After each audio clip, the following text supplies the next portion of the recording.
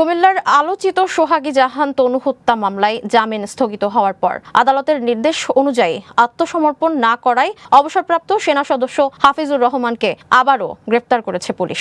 শনিবার ঢাকার কেরানীগঞ্জে তার নিজ বাসায় অভিযান চালিয়ে তাকে গ্রেফতার করে police bureau of investigation PBI. Police জানিয়েছে, আদালতের নির্দেশ অনুযায়ী নির্ধারিত সময়ের মধ্যে আত্মসমর্পণ না করায় তাকে পুনরায় গ্রেফতার করা হয়েছে।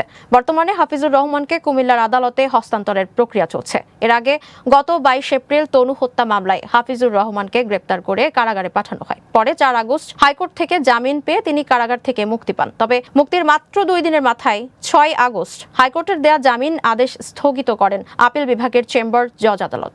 একই সঙ্গে আদালত হাফিজুর রহমানকে 24 ঘন্টার মধ্যে আত্মসমর্পণের নির্দেশ দেন। নির্ধারিত সময়ের মধ্যে আত্মসমর্পণ না করলে তাকে পুনরায় গ্রেপ্তারের জন্য পুলিশকে নির্দেশ দেওয়া হয়। আদালতের ওই নির্দেশনা অনুযায়ী আত্মসমর্পণ না করায় শনিবার কেরানীগঞ্জের বাসা থেকে অভিযান চালিয়ে তাকে গ্রেপ্তার করে পিবিআই। এখন তাকে কুমিল্লা আদালতে নেয়ার প্রস্তুতি চলছে।